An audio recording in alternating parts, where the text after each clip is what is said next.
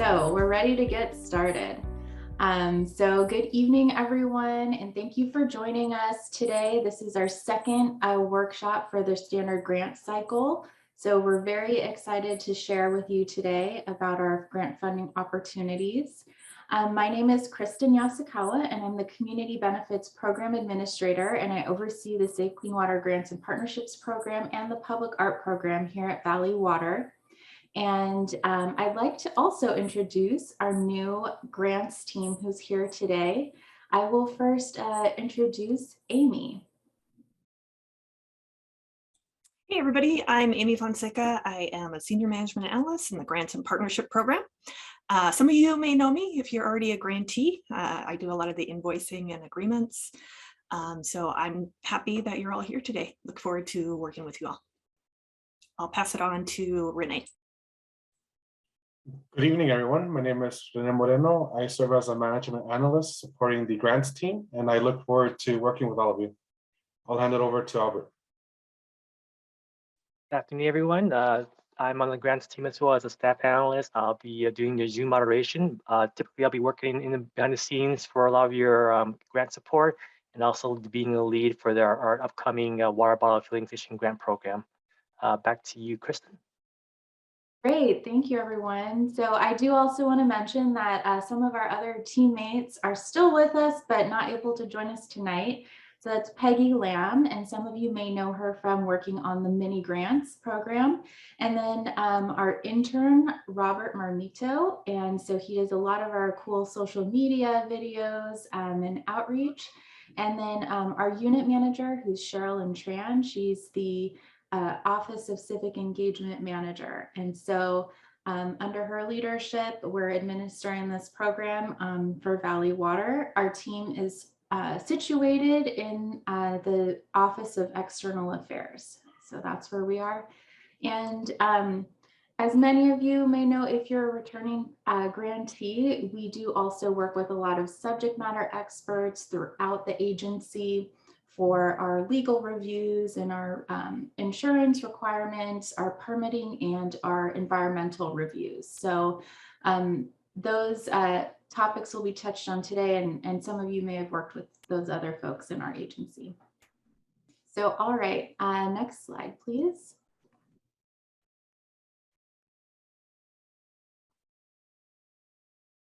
Okay. So this is our agenda for today. As you can see, this is a lot of information to cover, and we're going to do our best to keep everything moving. But we encourage you to ask questions at any time during the presentation using the raise hand feature or in the question box. And then just know that the presentation slides are already posted on our website as well. And then a recording of this specific workshop will also be posted. This is the second of 4 workshops, and we do plan on posting every recording for everyone's reference. All right, next slide. Okay. So for those of you who might be new to hearing about our agency, we are the Santa Clara Valley Water District, and we're now known as Valley Water. We did a little rebranding effort a couple years ago. And Valley Water is a public agency that's a special district of the state of California. So we are a public agency. We are probably most well known as our wholesale drinking water provider for Santa Clara County. But we also manage our region's flood protection activities, and we work to create healthy creeks and ecosystems. Because as you know, water is so interconnected in many different things. But these are the 3 pillars of our Valley Water mission. And so these 3 pillars are what each of our grant funding opportunities are based on. Next slide. All right. So as I mentioned, we have a grants and partnerships program here at Valley Water, and you've met our whole team now. We're excited to have a team and fully staffed. And our these are the outgoing community grant opportunities, so where we're giving out funding. And so this program aims to leverage our community resources for efficient use of funds and to increase our partnerships and our community engagement and stewardship activities. And that's because we know that it takes everyone to work together to achieve a lot of these results. the more the merrier, and will make a better impact and lasting impact in our community. And so these grants are funded through a voter-approved special parcel tax called the Safe Clean Water and Natural Flood Protection. So if we can go to the next slide. So this parcel tax is the funding source for grants. These are taxpayer dollars. This parcel tax was originally approved by voters in 2012, and it was last renewed in November 2020. And so we are very excited about that, and that we can continue our grants program. And the funding for grants is also one of many different projects that are included in the Safe Clean Water Program parcel tax. So that covers a lot of different flood protection projects, capital projects, water conservation projects, water supply projects, and our Grants and Partnerships program is just one of many. All right, next slide. So since the funding was renewed by voters in last fall, a new priority was added to the program. So it used to be priorities A through E, and now we have 6 priorities. The 6th one is priority F. And so for those of you who are current or returning grantees, you may remember how all of our grant funds were spread out through the different priorities, and we used what we call those bingo numbers for each different grant funding opportunity. Well, now all of our grant funds have been consolidated into one priority area in priority F. So there are going to be some changes to this year's standard grant cycle, which we'll cover today. All right, next slide. Okay, so under priority F, our Grants and Partnerships program gets its funding through Project F9. And so there are 4 key performance indicators that outline the different grant funding opportunities we have. So we have our standard grants, and that's what you'll learn about today. We have our mini grants program, and that's smaller grants up to $5,000 available year round. We also have our partnership opportunities, and then our water bottle filling station grant funding program that's coming soon, as Albert mentioned. But we'll touch on the mini grants and the bottle filling stations at the very end of this presentation if you're interested. But a reminder again, we are talking about the standard grants, and the standard grants are different from the other opportunities because they're a much higher dollar amount. They go through a competitive selection process. They're only available during this annual grant cycle, and then our board of directors approves all of our standard grant awards. All right, next slide. Okay. So again, if you're a returning or current grantee, we just wanted to really call out the things that are new for our standard grants this year. And we call this a transition year because there's half of the things from our previous Safe Clean Water program and half of the things in the renewal. And we're kind of, trying to transition as much as we can into the new requirements under the renewed program. So this year in fiscal year 22, as we mentioned, we've consolidated all the grant funding for increased accessibility. So there's no minimum or maximum amount per project. We are carrying forward the same project criteria. So even though we're getting rid of the bingo numbers and the separate project types, that same criteria we were using in prior years is still going to be used for this year. And all 5 of the project types that we have been offering in prior years on an every other year schedule, all 5 will now be open this year with one total grant amount. So instead of having limits per project type, we now just have the total amount of funding available. And then different from previous years, we have a longer agreement term available for all projects. So we have up to a 5-year agreement term. And then what we're trying to do as well this year is to help our prospective applicants come up with really strong project proposals. So in prior years, we would announce our standard grant cycle the day we open the online application. Well, this year we've announced it a month in advance. So we announced in early December. So, and we're holding these workshops so you can get to know what the project criteria is. It will hopefully help you get some ideas about different projects, look for project partners, look for your match funds, and figure all of that out so you feel prepared by the time the application is open. So those are the changes for this year. All right, next slide.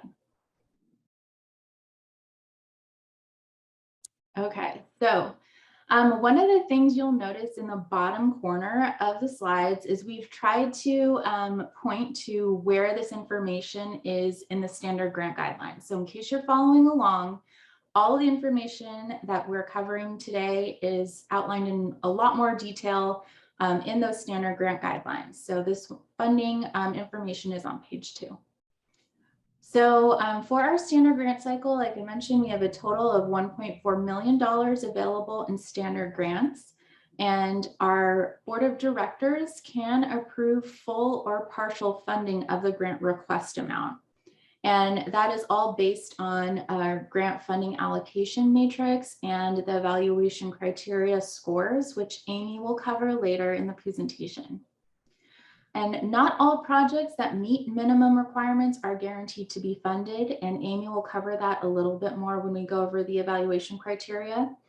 And then, you know, just to put it out there, we are seeking a diversity in project types, locations, and sizes. So if you were planning on applying for one project at the maximum amount of 1.4 million available, it's probably highly unlikely that you would get awarded full funding, just because we are looking to diversify the projects that we fund.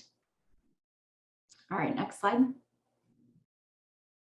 Okay, so here are just some important reminders about our funding. So this is to keep in mind when you're thinking of projects and looking at your budget.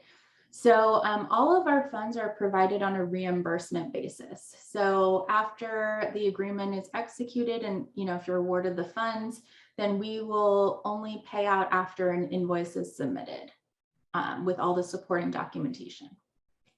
The final 10% of the grant award amount could also be retained until the project is completed.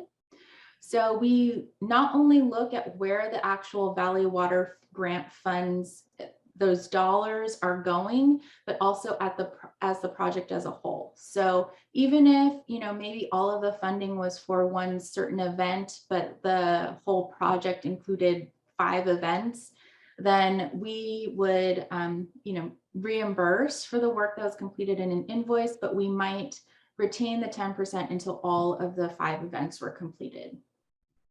So we do want to make sure we're funding completed projects.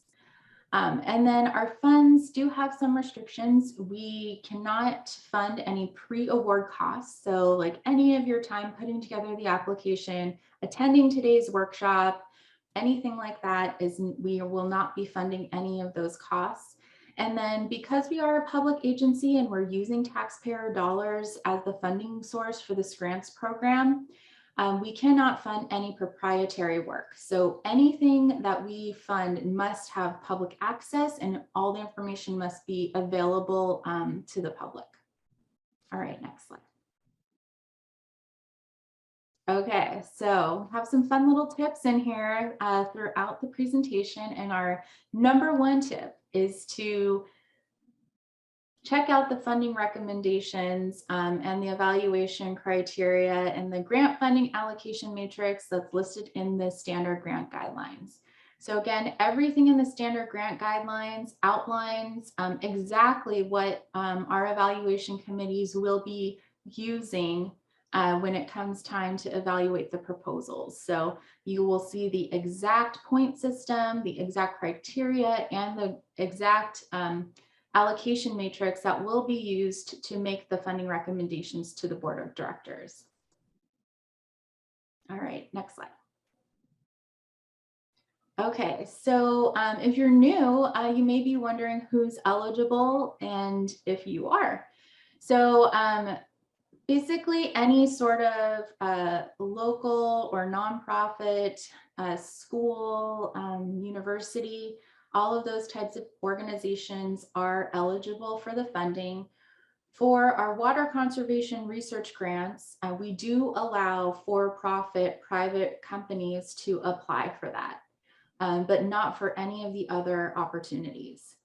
And just to clarify as well, that if you are an organized community group or a local nonprofit that you do not have 501c3 tax status, if you have a fiscal sponsor or another partner that does possess that 501c3, then you would be eligible as well with their information included in the application. All right, next slide. Okay, so these are the general project eligibility requirements. Amy will talk in more depth about the different project criteria for each of the 5 funding opportunities, but all of our projects must be located in Santa Clara County. So applicants who are located outside of Santa Clara County are eligible to apply, but their work and the community impacted must be located in Santa Clara County. All of the projects require a 25% match of the project cost. And so that can be in monetary or in kind. So monetary is providing direct funding, or in kind could be through volunteer hours or some other contribution. Again, all of the projects must be completed within the 5 years for the agreement term. And applicants may seek funding for more than one project as long as the project scope is completely different. We will only be able to award 1 grant per project. So if you are doing one project and it might cross over between 2 different project types, you would just have to choose which one you think it fits more strongly with that criteria and apply one time. All right, next slide. Okay, so our grant funding is not and cannot be provided for any feasibility studies or master planning or any mitigation projects or other projects that are required through any other agreement or permit or regulatory requirements. We cannot fund operations and maintenance of existing projects or programs. And then we cannot fund any land acquisition unless it's specifically for restoration and you can show the documentation for that. All right, next slide. Okay, so this is our target timeline for this grant cycle.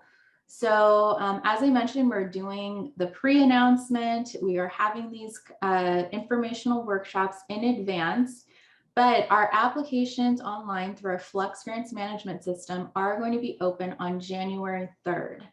And then they'll be due on March 4th. And we will have a couple more workshops in January after the application opens in case you have any other questions about the application or anything like that.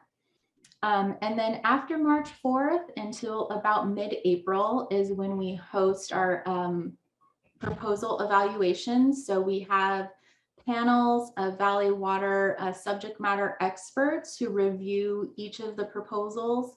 And then they use a scoring that's in the standard grant guidelines per project type. And then that's when we do the calculations against the grant funding allocation matrix. And then we take the funding recommendations to our board of directors for approval. And we're expecting that will go around May next year. Next slide. Okay. So then after the board approves the funding, then our team will provide the award notices to all the applicants. And we expect that to go out in June. And then if you are awarded funding, we will immediately begin working with you to execute an agreement. So that means we will finalize the scope, schedule, and budget that you submitted in your proposal. And having a signed agreement between both parties will then be the final agreement for the grant funds. And then following the agreement effective date, then you may begin work and you can start invoicing. So the agreement effective date is pretty standard to be the same day the agreement is executed. So the day the agreement is signed by both Valley Water and the grantee. But sometimes if there's a change or it's later or it needs to be at a different time, that's always an option, but we would definitely need to know that. And it would be a conversation had between our grants team and the grantee. All right. Next slide. Okay. Well, before we turn over to Amy to talk about the project types and the criteria, does anyone have any questions at this time for any of the eligibility or anything that we've covered? Okay. Sounds good. Then I'm going to hand it over to Amy for the next part. Great. Thank you, Kristen. Okay, so now we're going to talk a little bit about the different project types that are available. And as Kristen mentioned, there are 5 different types, and your project may fit in different types or categories, but you'll have to choose one. So when you're going through the grant guidelines, you'll have to kind of decide which one fits best. And then if you're curious about any past projects that we've awarded, we do have on our website, valleywater.org/grants, a link to all of our past projects. And there you'll see we have a very diverse group of projects. So you might get your ideas formulated. And then if you have something new, like Kristen said, we're always looking for more diverse projects. So the first type we have is water conservation research grants. And so this one is to identify water saving devices and strategies that can assist Valley Water with its efforts in water conservation. As you know, that's a big topic right now. So the stress on this one really is for research. It's not the same as the rebate program that you may be familiar with for residential homes. Like it doesn't cover like lawn replacement or anything like that. If you are looking for something like that, shoot us an email, grants@valleywater.org, and we can connect you to the right group for that. So some examples we've had in the past were to develop water-saving devices, technologies, strategies, and methods, research cost-effective water conservation activities or outreach or technology, or develop an educational or outreach material to help the community save water.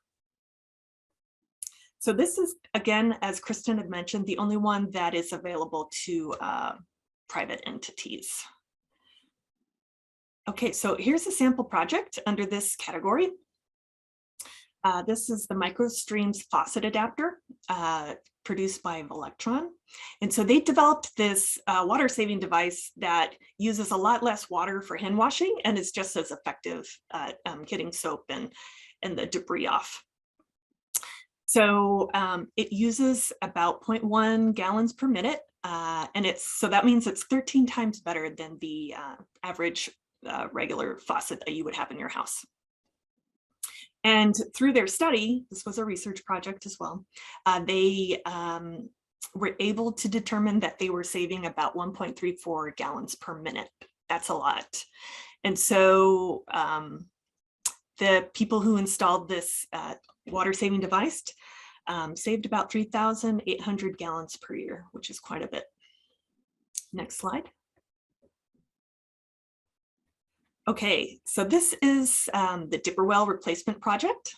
And so I'd actually never heard of a dipper well before, and you may not have either, but it's these little scoop holders that you see a lot in ice cream parlors, or cafeterias, or like commercial food service. And what they do is they keep the utensil sanitized so you can use it between different dishes without it collecting bacteria and that sort of thing. So what Fisher Nickel did in this case is they measured the potential water savings of these dipper well technologies. They tested 3. And believe it or not, there's over 100,000 dipper wells in California. So, you know, it's one of those things that you don't really think about. It's a very simple thing, but you'll see that it saved about 250 gallons per day. So that was pretty successful, I'd say. Next slide. All right, so the next category, and you'll see at the bottom here, if you want to follow along, the page numbers are listed for the grant guidelines. So each criteria type will have its own guidelines, the little chart in there. So be sure to check it out because it'll be different for each type of project. Okay, so the next one is pollution prevention grants. This is to help prevent contaminants and litter from entering our waterways and groundwater.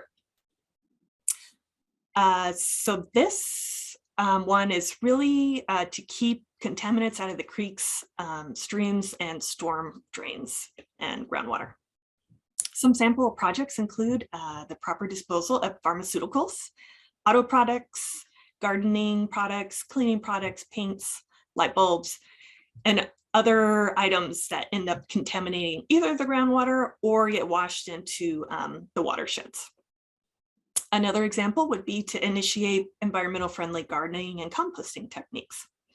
And I'll show you an example of that in a bit. And then you could also provide a public education campaign for schools, different community groups, organizations to help learn about reducing contaminants in our waterway. Next slide. All right. So I mentioned composting. So this is our grantee. We work with the Regents University of California, their UC California extension. They created free composting sites, demonstration sites where you know, everyday residents or people who really like to garden could come and learn how to properly compost. So you may be asking, like, what does compost have to do with water? It actually is very important to compost it well because you don't want pathogens leaching into the groundwater or washing into the watersheds. So they showed gardeners how to safely compost, and they also tested their composting methods. And they were able to demonstrate very clearly that the method of composting that they were advocating for significantly reduced pathogens. They also, which wasn't a part of their original plan or goal, but they also found out that effective composting also saves water because it holds the soil holds onto the water better. So if we could, we have a video to show you. This is a video that our intern Robert put together and was posted on, I think, Instagram. So check us out on social media. We have a lot of postings there. So I'll let that roll.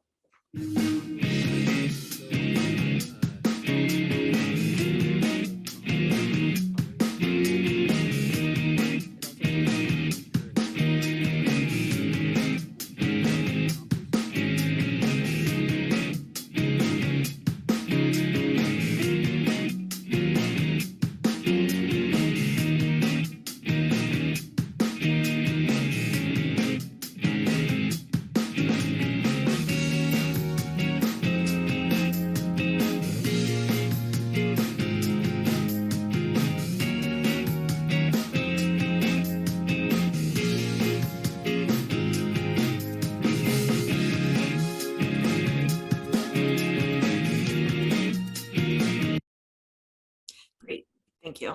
So yeah, follow us on different social media platforms. We've got a lot of fun videos. We also have some success stories if you want to look more in depth at the past projects that we've done on our website. Amy, before we continue on, we do have a question in the Q&A portal. Oh, great. Okay. So the folks over at Bay Area Older Adults, they ask, how often would the standard grants be available to apply for? Is it now every 5 years? No, every year. We are in a transition period, as Kristen had mentioned. So the criteria will likely change next year. but we plan on having a grant cycle every year for the standard grants. So these are different from the mini grants. The mini grants are open all year round and are available until the funding runs out.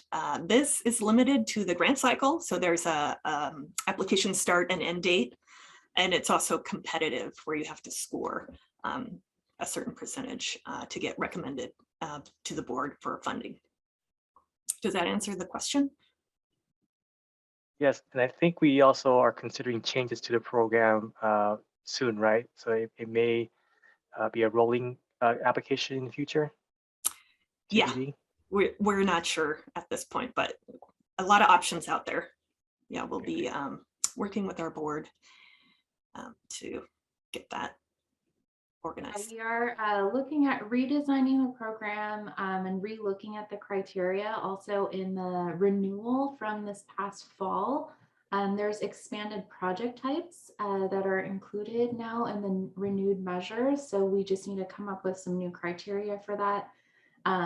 But the one thing that will stay the same is that we will have a standard grant cycle every year, but what that looks like and what project types are included, that might vary starting next year.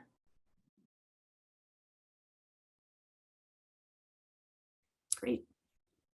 Any other questions? Okay. So the next type we have is volunteer cleanup and education. So with this one and the pollution prevention, there can be some overlap. So when you're trying to decide which category you fall in, take a look at the criteria and the guidelines, and whichever one fits the best, go with that one, because you can only choose one. And your application will be scored based on that criteria. So the volunteer cleanups and education focuses on cleanups, education, outreach, and watershed stewardship activities. So this one is really community focused, volunteer focused, and cleanup, as well as education.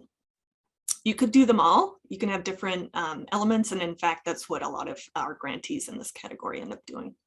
So some samples, some sample projects include providing education and outreach activities on the need to clean, organizing cleanups with volunteers at local public schools, developing and implementing curriculum around the relationship between water quality and riparian area health. And the photo here is actually along Los Gatos Creek Trail. So if you're ever out there, it's in between Campbell and Los Gatos, and they have these little stations that are interactive. It's a recycling station and a waste station, but they also have the little signs where you can scan it with your cell phone and learn a lot more about the watershed and pollution prevention. Next slide. All right, so here's one sample that we have. This was the Watershed Education Campaign with Guadalupe River Park Conservancy. So this had 3 components to it. The first was bringing out K through 12 students in Title I schools to their water festival they hold every year. And so that covered teacher stipends and the transportation for the kids out there. They also have an aquarium out at their visitor center that has different animals and insects that are native to the area. So that was part of the grant. And then the last part was this really cool mural, or it is a really cool mural off of Coleman Avenue Bridge. If you're ever in that area, it's really cool. It has some native birds and native insects. So that was really great. And a lot of these projects actually you can visit. So this one you'll see Coleman Avenue, you can see the mural, the trail, you can see that. And then the UCC composting, that's actually, they have a site at Marshall Cottle Park, which is off of Snell Avenue in South San Jose. It's actually a really nice park. It's a county park. Okay, next slide. Okay, another example would be the Schools Going Green project, and that was with the city of Sunnyvale. And so they worked with middle and high school students to clean up more than 4,000 pounds of litter and held about 98 cleanups around their campuses and neighborhoods. It included a student-led campaign to change littering behavior amongst students and their neighbors. So like I said, a little cleanup element, education element. So you can have a lot of different elements in one project. And this one actually won a California Stormwater Quality Association award for an outstanding stormwater project. So yeah, that was great. Great way to get the youth involved. Next slide. Okay, so the next category we have is wildlife habitat restoration. So this one is intended to support activities that create or enhance wildlife and local habitat. Some sample projects include creating wetland, riparian, or tidal marsh habitats, protecting special species. So for example, we have one grantee that is kind of refurbishing a pond to help the red-legged frog, which are endangered, as well as a native turtle. We have a grantee that's doing a fish ladder, or you could also do remove fish barriers. And it's not exclusively for animals. We also have a lot of grantees doing removing invasive non-native plant species and replacing it with natural and local native plants. And we have a variety of projects, as you'll see. The next one is the Establishing Foster's Turn. So this one is focused more around animals. This was done with the San Francisco Bird Observatory. And you can see there a bunch of birds at the top. They're actually decoys, so they're fake birds. And you can't see them too well, but they're little speakers out there. So what SFBBO did was to put these decoys and the sound out there to bring back Foster's Terns. These are birds that used to be really abundant out in the Alviso area, the Don Edwards Park area. And so they were actually able to bring a lot more of these birds back to the area.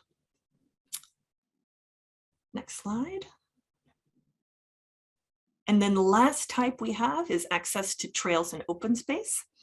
And this one is intended to provide new access to trails and open space.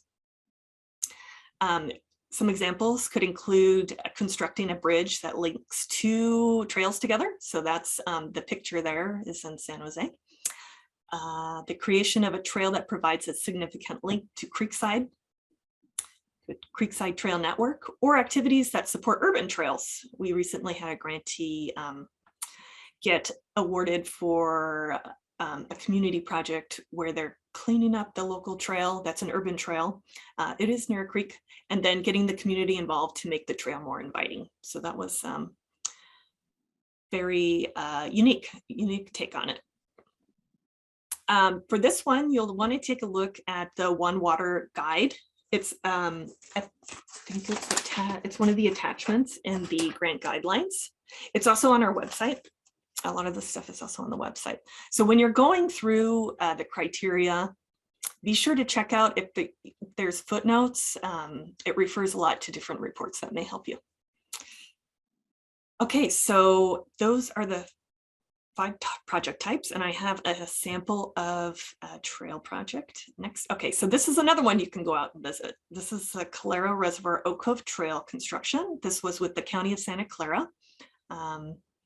And they constructed a new 5-mile trail and restoration areas around the Calero Reservoir. And since opening, this is a pretty recent one, in spring 2020, it's really enhanced the county's nature resources and really promotes a positive visitor experience. So this one, again, has a couple different elements. The main element was the trail, but they also planted native species around the trail. Next slide. And next we have this beautiful bridge. So this was with Mid-Penn Regional Open Space District.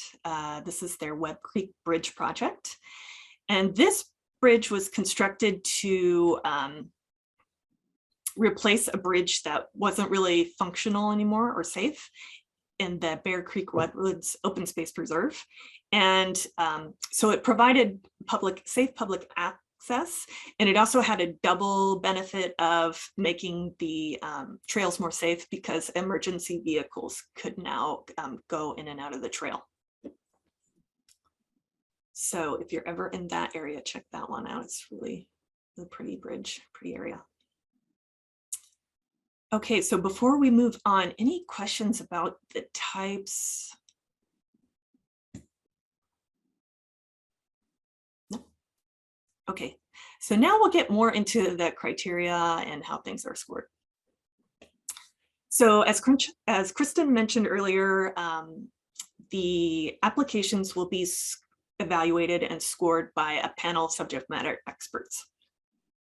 And what they'll do is, based on the criteria for the type that you choose, they'll score it. And the scoring is all there if you take a look in the grant guidelines under each category. And if you meet the minimum requirements and a minimum score, the subject matter experts will be making recommendations for funding to the board of directors. So as staff, as grant staff, we don't score them. It's actually a panel of subject matter experts, but ultimately it's the board who makes the decision on who to fund and at what level. So if you see down here, item 2, that's just a sample of one of the grant funding allocation metrics. So if you go into the criteria for your area, you'll see the different scoring and how each aspect of the application is scored, and the weight and all of that.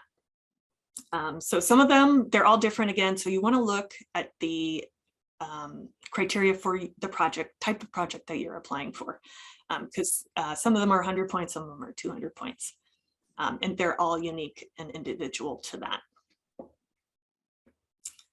So the information is all right there for you. If I were going to put a proposal together, I would probably look at the grant guidelines and go line by line and make sure that I address every different criteria area so that I don't leave anything out, because you want to miss out on points. So keep that in mind. Next slide. We also have bonus criteria. So the bonus criteria is like extra credit. So you'll be scored and according to that matrix. And then this is in addition. So like if you score 100, then if you get one of the bonus points, then you're at 105 points, for example. So bonus points are available for 3 different categories. So, and this is for all types of grants. This is universal. The first is financial stability. So if more than half of the project's required matching funds comes from a monetary source, so not volunteers or in kind, but actual funding, that will gain you possible bonus points. And then demonstrating a strong financial ability to carry out the project. And then the other one we have is based on a first-time standard grant recipient. So if you've received a mini grant in the past, you're still considered a first-time standard grant recipient. You could also get extra points for that. So again, the mini grants don't count, but if you've had a standard grant in the past, you wouldn't be eligible for these bonus points. It just kind of helps us diversify the project and grantee pool. And then lastly, we have environmental justice. So this really focuses on how the project itself would impact a disadvantaged community. And these are all or nothing. So they're each 5 points, and for a total of 15 possible points, but you either get the 5 points or you don't. There's no partial scores for these. Next slide. Okay, digging a little deeper into the environmental justice piece.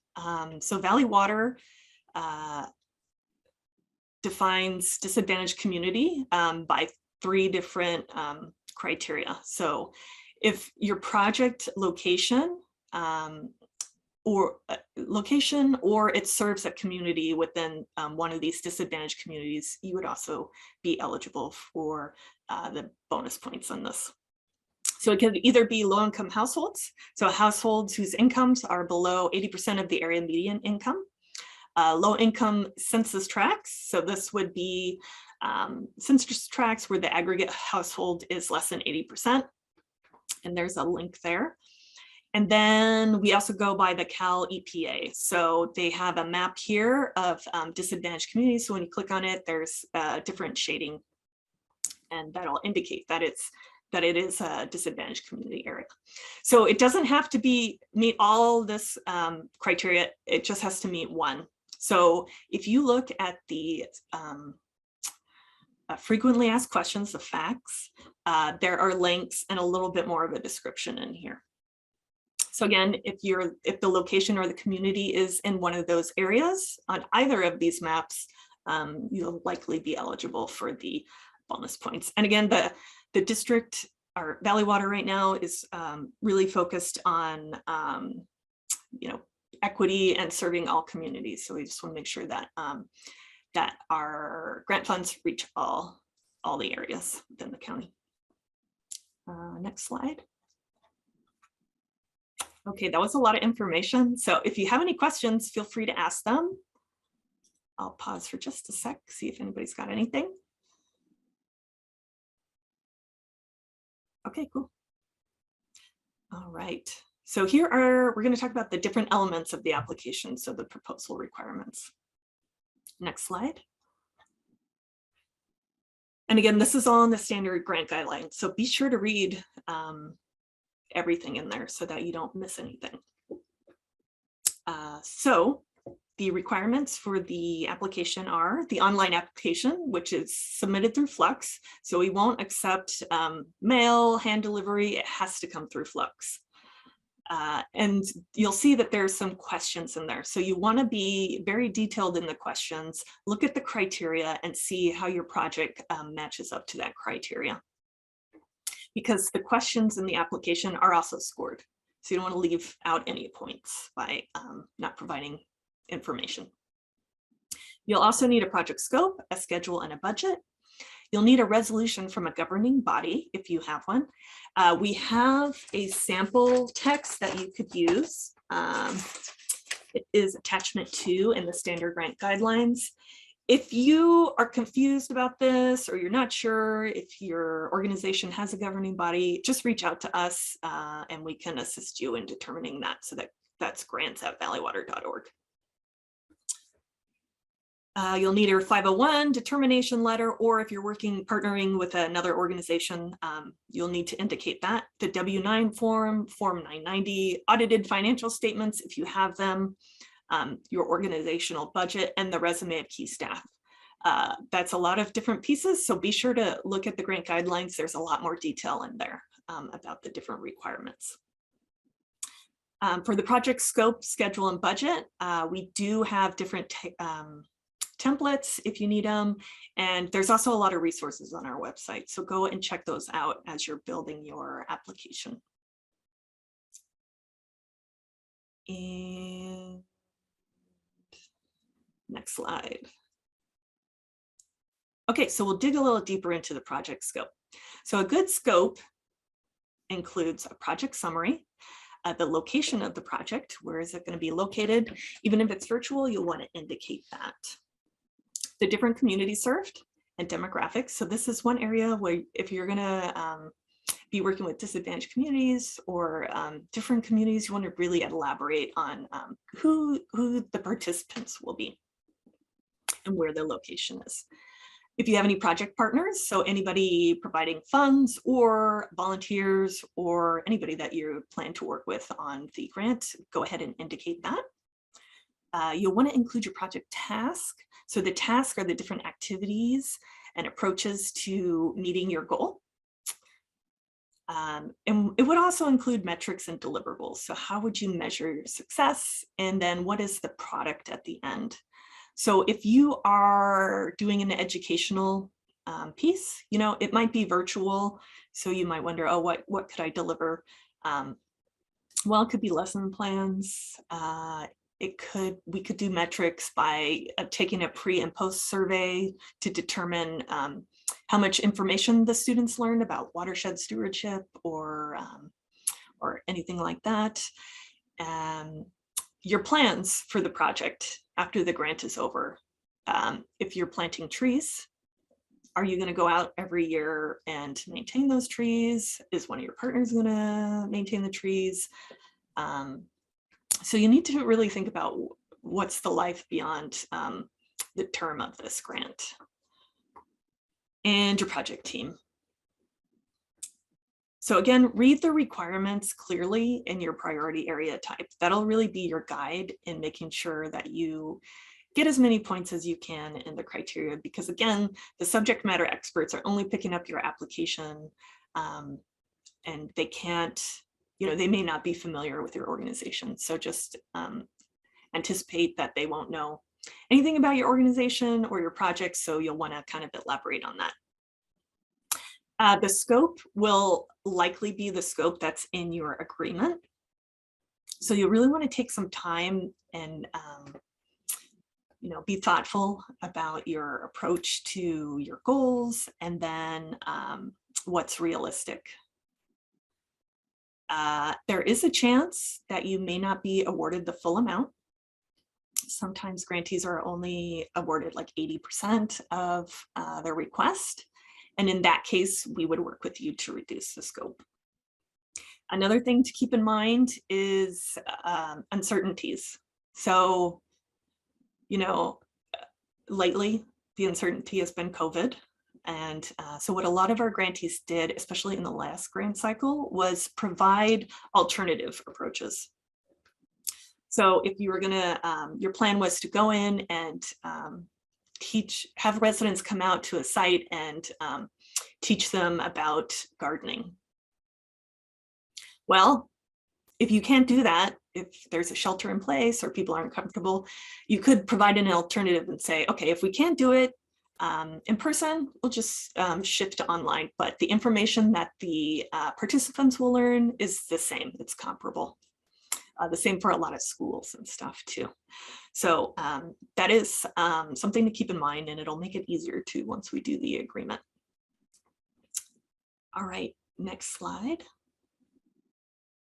Okay, tip number 2. You'll want to incorporate the criteria for your project, which is listed out in detail in the grant guidelines. So again, the subject matter experts, the evaluation panel, can't evaluate on anything outside of the criteria. So they are really limited to that. So be sure that you hit all the points. Okay. Next slide. Okay, so your project schedule. So you want to make sure that the project schedule matches the task in your scope. So you want to make sure that everything's consistent in your schedule and your budget. So if your task 1 is planning, then on your budget, your task 1 should be planning, and on your schedule, the task 1 should be planning and how long you anticipate that'll take.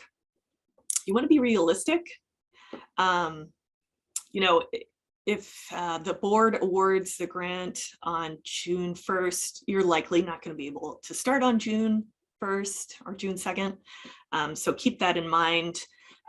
We do have this year a 5-year agreement term. So there is a little bit more flexibility. Let's say your project schedule shifts. So we would work with you on that. I would assume that your agreement execution date would be around maybe September. But again, as Kristen said, we'll work with you on that. So contact us if you have any questions.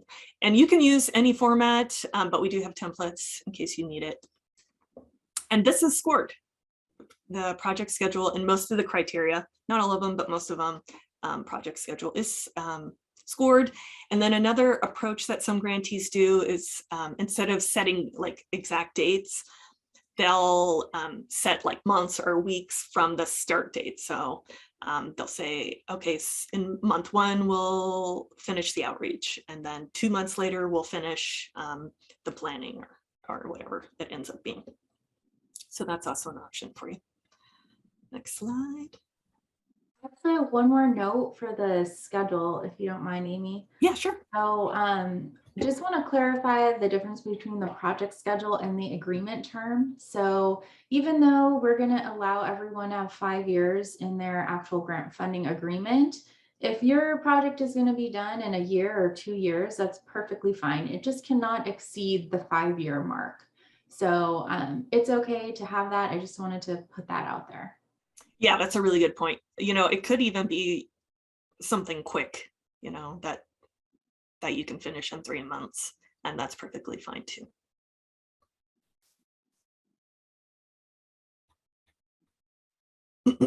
Okay, so the project budget, again, you want to make sure that all the tasks align. Task 1 in the scope is the same as task 1 in the schedule is the same as task 1 in the budget. You want to be very realistic.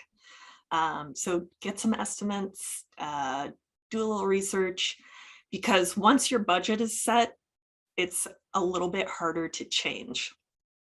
And we're not going to provide more funding than the award amount. So if you're guessing that the project's going to be $10,000 and then a year into the project you realize, oh, our estimates were way off, can we have more funding? Unfortunately, we won't be able to provide that. You'll have to make that up some other way. You'll want to include all of the contributions that will help you meet the 25% match. So that can include in kind. So in kind could be staff hours, you know, your regular staff that are around. It could be volunteers. So there are a lot of different options. So check out the grant guidelines and the FAQs, the frequently asked questions. There's more detail in there about that. And you'll want to take a look, if you do have volunteers, the value of volunteer time. We have that link in the frequently asked questions. And last time I looked, it was about $31. So that means that if you're, you know, you have volunteers out there cleaning a creek and they're spending between all of them 200 hours of creek cleanup, then you could multiply 200 by whatever that number ends up being. It's around 31, don't quote me. And that could be part of your match as well. And just to know, 80% of the funding has to go towards implementation. So again, we don't fund like a mitigation plan or anything like that. If you do include planning or design, it has to be no more than 20% of the budget. Okay, so I'm just going to show you really quick the template for the budget. So let me pull that up. Okay, so when you get into Flux, you'll see a template there. And it's going to look like this. This is just a sample. And just to note, this ends up being your invoice template. So want to make sure that you get that all lined up. So in the first column here, it's the total project costs. So here you have the personnel services. So let's say for this cleanup project, there's a supervisor and an admin. You'll guess about how many hours it's going to take to fulfill the scope and the goals in the scope and the deliverables. Put their rate, their salary, and then the benefits to get you the total project cost for personnel, $48,420. Then you'll want to kind of divide that up by the 3 different areas. So this is the total project cost. So you want to put what your contribution is. If you have other contributions, so a partner, donations, or another grant, you'll want to fill that in there. And then how much are you asking for the district, right? So for this example, $48,000 for the total personnel cost. Of that, they're requesting $16,000. Same thing here with other costs. They have here gloves. So they did their research. They looked at gloves at 3 different places, came up to about $14. They're guessing they're going to need 100 because that's how many volunteers they're going to have for the amount. And so you put all the supplies and other costs. For the full project, that total cost is $5,000. And they're going to cover $1,500. They have some partners that are going to provide an equal match. And then from the district, from Valley Water, they're requesting this amount. So you'll plug that in, and then here they have the volunteer time. The unit cost at the time was $24.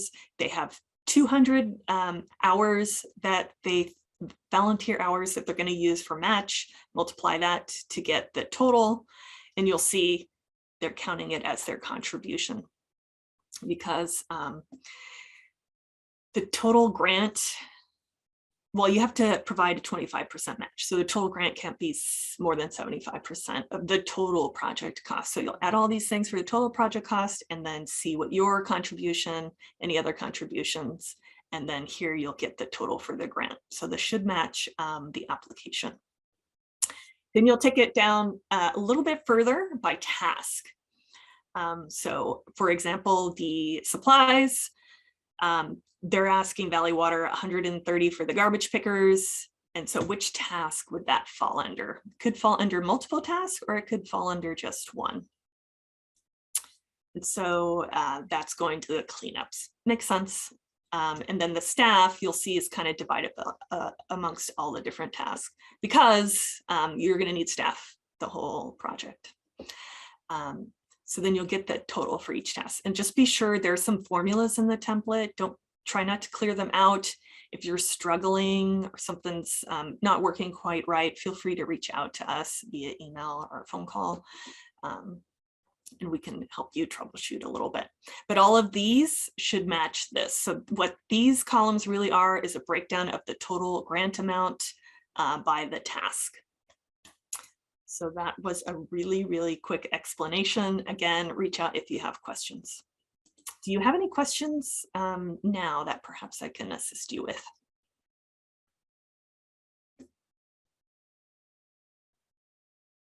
Okay. Sounds good. And then another thing to note is, once this will be the budget, I mean, you can make some changes before we sign the agreement, but once the agreement's signed, it's harder to kind of move things around. So just keep that in mind. That's why you want to be realistic. And for most of the criteria, the budget is part of the score. And so the subject matter expert will also be kind of looking to see, is this realistic? Is it like super inflated, or is it unrealistic? Is it deflated? So you want to really try to stay, realistic here. Okay, so I'm going to pass this back to Renee. Thank you.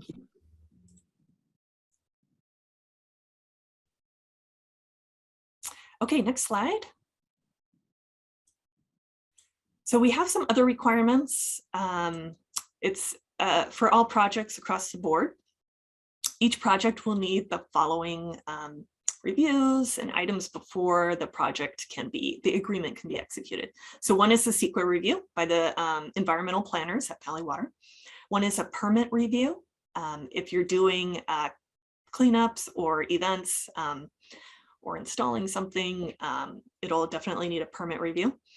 You'll need to have your insurance and endorsements approved, and you'll need that completed scope, schedule, and budget. So those are elements that you'll need to include in your application. So next slide. So digging a little deeper here, we have environmental compliance. So we have to, Valley Water as a public agency has to comply with the California Environmental Quality Act. So that's also known as CEQA. That's where the word CEQA comes from. And we have to analyze every project's potential impact on the environment.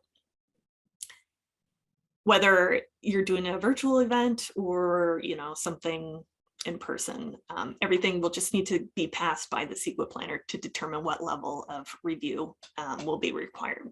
We as grant staff, unfortunately, we can't do that. CEQA is considered complete when the lead agency, whether it's Valley Water or another public agency, if you are a public agency, are working with a public agency. Once that lead agency files their notice of determination, or we have documentation that the project does qualify for an exemption. So that gets really technical, and every project is unique. Next slide. You'll want to, when you're doing your application and putting together your scope and answering the questions, you will be scored for most of them on environmental compliance. So they'll want to see how far you are along in that. Or, you know, to help expedite the review a little bit more, you want to provide as much detail as possible so they can kind of see, you know, what level of review is this going to need. So be sure to include as much detail as you can about the project location, different access routes, any species or habitat that could potentially be affected, any ground disturbing activities. So that could even be digging or pulling something out of the soil, or installing like a trash can or a bench, the work schedule, so the season, and then any other potential environmental concerns that could arise. You want to provide, again, as much detail as possible because it is part of the scored criteria. And if you already have CEQA, you'll want to include that because that might get you more points if you're further along. Depends on the criteria. So if you are working with another agency or you are another agency and you've already started the environmental planning and initial studies, you'll want to indicate that.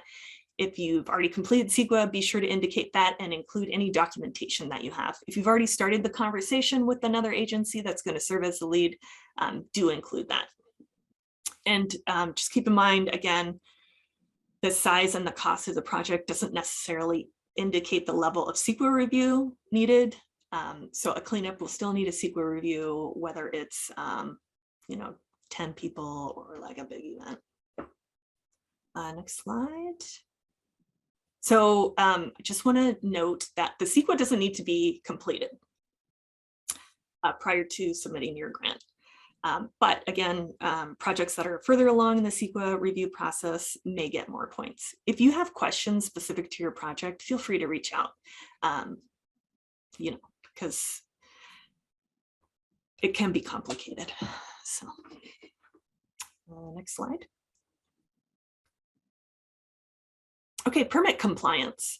So if you're doing a virtual event, not likely to need permits, but Valley Water does require that you have all the proper permits in place before you start any of those activities, whether the activities are on private land, public land, Valley Water property, on any easements.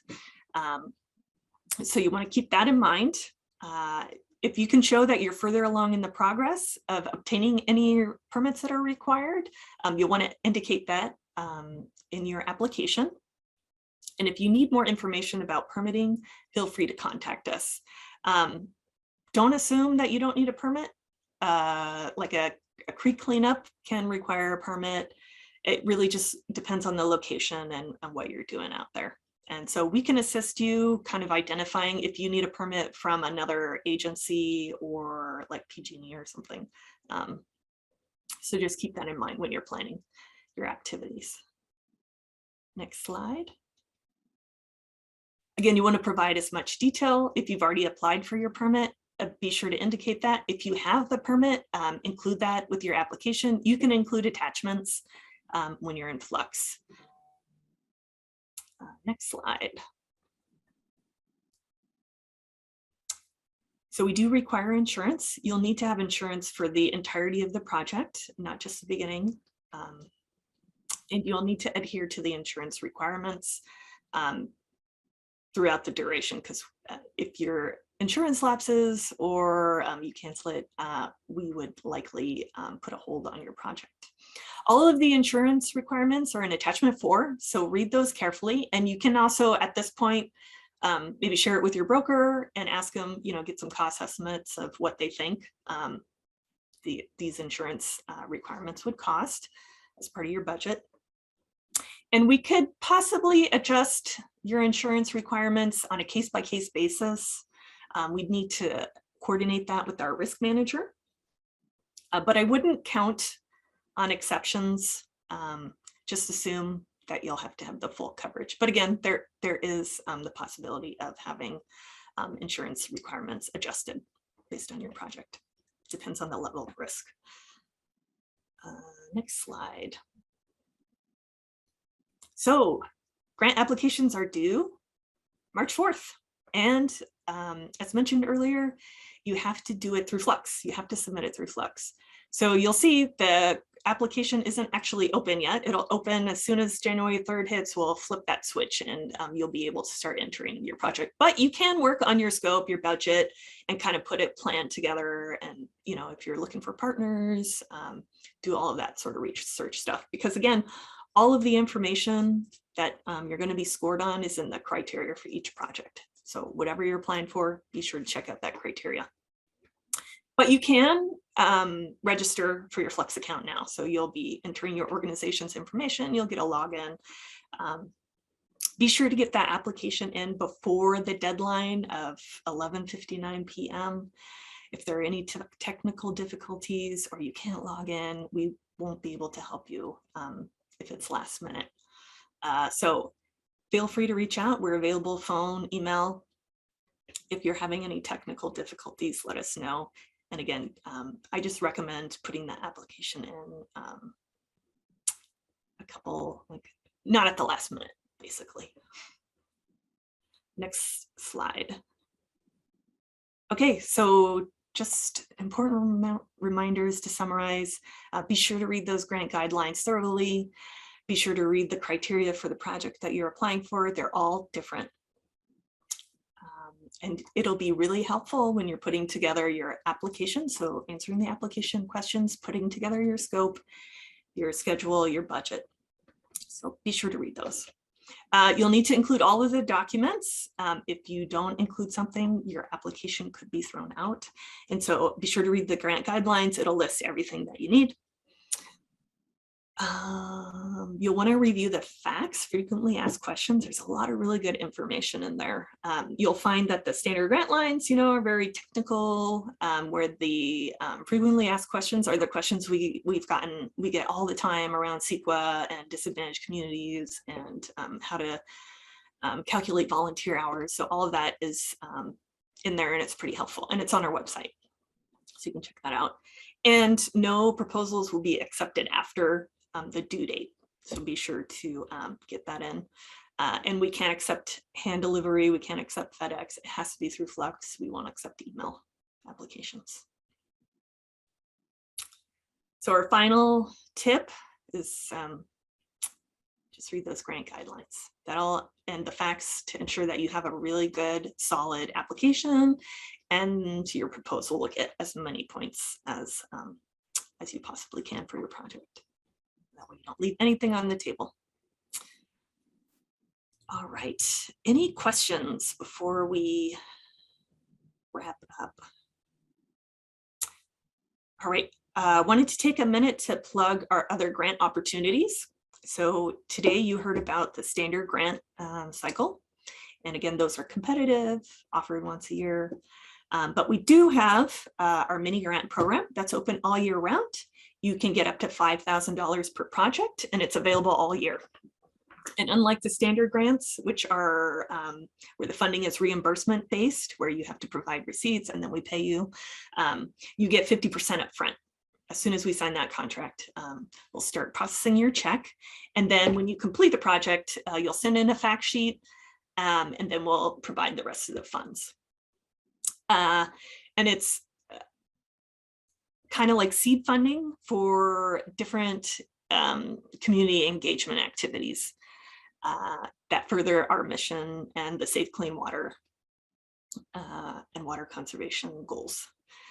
So the difference this year too, in this transition year, is that all of the categories are open. So all the categories that I talked about, they're also available for mini grants. So it's not limited, where last year it was limited to habitat mini grants. The application is super easy. There aren't as many requirements as the standard grant guidelines. We're here to help you if you have any questions, and we'll work with you on that. And then we're super excited to announce our new water bottle filling station program.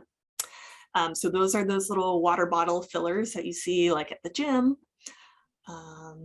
And that will be coming soon. So you'll hear more about that in early 2022, and you'll likely get an email.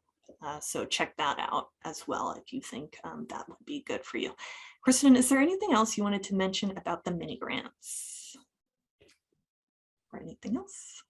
No, I think you have it covered, but if anyone has any questions about any of the opportunities or anything we talked about today, we really encourage that you reach out to our team directly, and we can, provide more tailored information to your project or your organization or your situation. And I think Albert dropped a bunch of cool links in the chat, so you can check those out as well. Yeah, and next slide.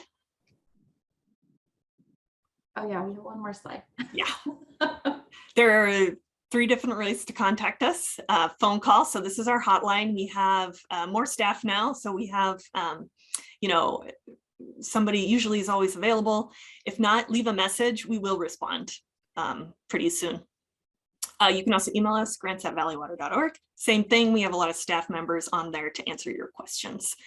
And then if you go to our website, we have a new pilot office hours that we're trying out. So if you go to our website, you can actually schedule a 15 or 30-minute appointment with us. Like Kristen said, if you wanted to talk about your project, or you kind of wanted to see if your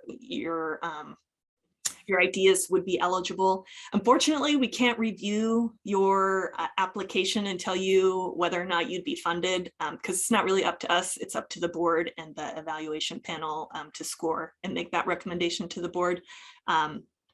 But if you have any questions at all, we're here, happy to help. So you can schedule a meeting with us through the website, and we can talk specifically about your project and what you have in mind. So that is the end of the presentation. We're gonna stay on to answer any questions that you may have. Thank you so much for spending your evening with us. I know it's late and it's around dinner time, so we do really appreciate your time and attention, and we definitely appreciate your interest in our program. We are hosting 2 more similar workshops in January. That information is on our website. So if you want to share that with your colleagues or network, feel free to do that. We also have a survey we're going to pop in there, and I'll send you an email probably tomorrow morning with the survey and different resources for you. But again, if you can let people know that we do have these opportunities available, we would really, really appreciate that.